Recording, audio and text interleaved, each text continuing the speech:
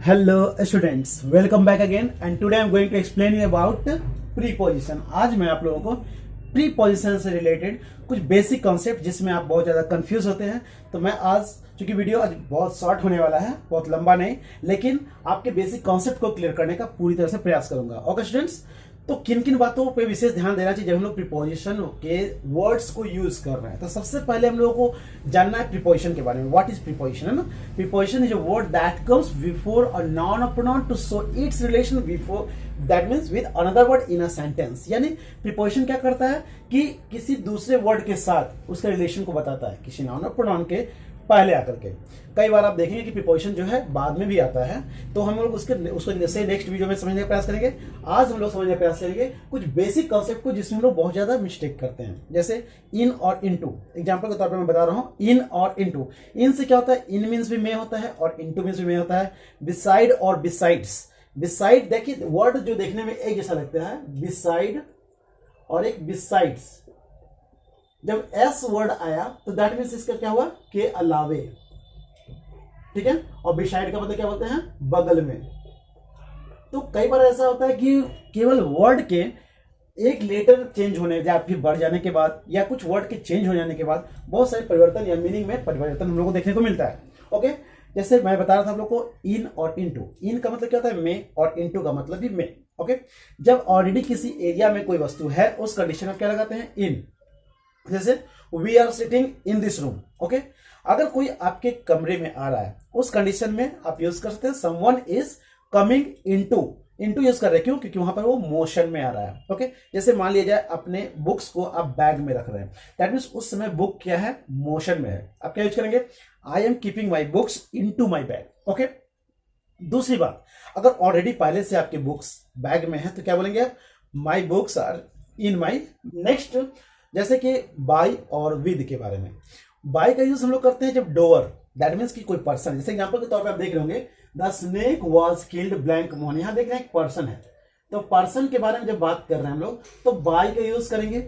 Okay, और जब किसी इंस्ट्रूमेंट या टूल्स के बारे में बात कर रहे हैं उस कंडीशन में हम लोग विद का यूज करेंगे। ओके, तो the snake was killed by Mohan, ठीक है। और दैट मीन्स कि जब पर्सन है उस या डोअर जिसे बोलते हैं वहां बाय, और इंस्ट्रूमेंट या किसी ऑब्जेक्ट से कोई काम कर रहे हैं तो उस कंडीशन में आप विद यूज करेंगे। नेक्स्ट, आप लोगों को कुछ एग्जांपल्स यहां दिए गए हैं, तो मैं चाहूंगा कि आप पहले प्रयास करें और उसके बाद फिर आप लोगों को समझाता हूं। तो आप लोगों के लिए आप लोग वीडियो को पॉज करें और बनाने का प्रयास करें।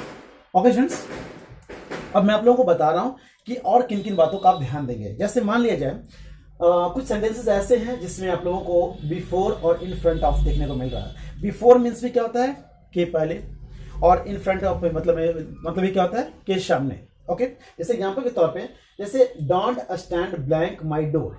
ओके, और यहां लिखा हुआ है आई केम ब्लैंक यू। तो अब यहां पे बिफोर का यूज करेंगे क्योंकि यहां पर क्या है, के पहले के सेंस में है, और ये क्या है, के सामने के सेंस में। Don't stand before my, that means मेरे डोर के दरवाजे के सामने, है ना, मत खड़ा रहो।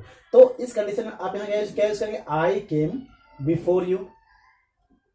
ओके, और दूसरा don't stand in front of, यहां लिखेंगे आप इन फ्रंट ऑफ।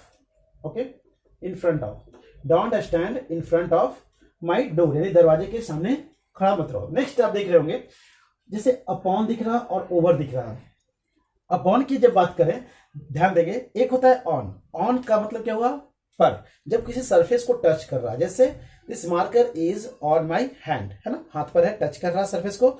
और दूसरा, जब किसी मोशन के साथ कोई कार्य कर रहा है, दैट मीन्स देखिए एग्जांपल के तौर पे दिया जा रहा है पे आपको कि the dog jumped upon the rat, है ना, यहां मोशन के साथ उसके ऊपर जंप कर रहा है। इस कंडीशन में आप यहां पर अपॉन लिखेंगे। ओके, और यहां देख रहे हैं कि देयर इज अ फैन, जब वर्टिकली कोई चीज ऊपर हो उस कंडीशन में आप ओवर यूज करते हैं। जैसे there is a fan over her head. Okay, दूसरी बात, बिटवीन और एमंग के बारे में बता रहा हूं, ध्यान समझने का प्रयास करेंगे।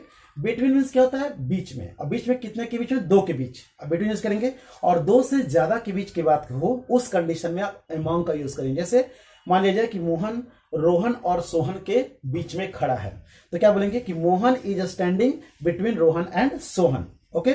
लेकिन मान लिया जाए जैसे आपको कुछ मिठाई है जो आपको दोस्तों के बीच बांटनी है, या मान लिया बच्चों के बीच बांटनी है, उस कंडीशन में आप क्या यूज करेंगे, क्योंकि ये दो से ज्यादा है, तो आप क्या यूज करेंगे, I have to distribute this toffees and this sweets among my friends. Just example के तौर पे यहां दिया हुआ है I have to distribute sweets, यहां क्या लिखेंगे आप, चूंकि मिठाइयां बहुत सारे बच्चों के बीच में है, यहां तो आप क्या यूज करेंगे, अमॉन्ग। ओके। और जैसा कि मैंने कहा कि दो के बीच अगर बात हो तो उस कंडीशन में आप क्या यूज करेंगे, बिटवीन। जैसे द चेयर इज लाइंग, यहां लिखेंगे between, between the two sofas. Okay. Next आप देख रहे होंगे एग्जाम्पल के तौर पे, जैसा मैंने अभी बताया था आप लोगों को कि वी आर सिटिंग, जैसे ऑलरेडी पहले से आप किसी एरिया से कवर्ड है, घिरे हुए हैं, उस कंडीशन में आप क्या यूज करेंगे, आप वहां पर इन, जैसे we are sitting in the classroom.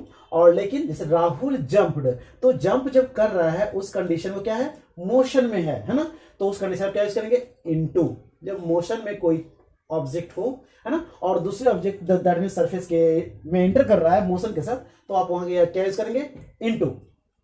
Next आप देख रहे होंगे बिसाइड और बिसाइड्स के बारे में, जैसा कि आपको बताया गया कि बिसाइड मींस बगल में, बिसाइड्स मींस के अलावा। एग्जांपल के तौर पे जैसे नोबॉडी वाज एब्सेंट ब्लैंक अनु, यानी अनु के अलावे और कोई एब्सेंट नहीं था, तो दैट मींस आप क्या लिखेंगे, बिसाइड्स लिखेंगे यहां पर, ठीक है, बिसाइड्स। नेक्स्ट आप क्या है, the boy walked blank his mother, है ना, यहां पर बगल का सेंस दे रहा है, इसलिए यहां पे क्या लिखेंगे आप, बिसाइड। नेक्स्ट आप सेंटेंस देखेंगे ध्यान से, आपको अक्रॉस, जैसे सी हेल्ड एंड हिट, यहां पर आप ओवर का सेंस यूज कर सकते हैं जब किसी एरिया को कवर करता हो ऊपर, जैसे कि we need a roof over our head, है ना, we need roof over our head, that means कि रूफ टच नहीं है लेकिन वो एरिया को पूरा कवर कर रहा है, दैट मीन्स उसके साथ। जैसे यहाँ पर एग्जांपल के तौर पे आप देख रहे होंगे सी हेल्ड एंड, है ना, यहाँ लिख सकते हैं आप ओवर। नेक्स्ट आप देख रहे होंगे द रैट नीचे है ना, किसी चीज सरफेस के नीचे अगर है तो वहां पर अंडर यूज करेंगे, the rat is heading under, under the chair. और जैसे कि मैंने बताया यहाँ पर कि वी वेयर वुलन क्लॉथ्स, यहाँ बताया इन आप ईयर में यूज कर सकते हैं, 2022 बोलेंगे उस कंडीशन में। कोई सीजन जैसा कि मान लिया समर हो, विंटर हो, उस कंडीशन में आप यूज करेंगे, है ना, कोई मंथ हो उस कंडीशन में आप इन यूज करेंगे, तो आप यहाँ क्या लिखेंगे, we wear cotton clothes in summer. Okay.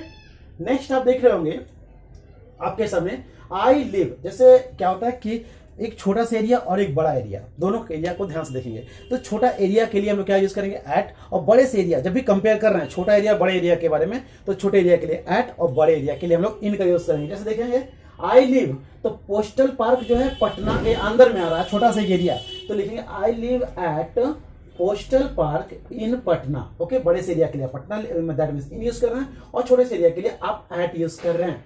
Next आप देख रहे हैं the Republic day is celebrated, जब भी आप डेट के साथ डे दैट मीन्स की मंथ भी बता रहे हैं, जैसे मैंने कहा था केवल अगर मंथ बोल रहे हैं उस कंडीशन में इन, और मंथ के साथ डेट भी बता रहे हैं उस कंडीशन में आप ऑन यूज करेंगे।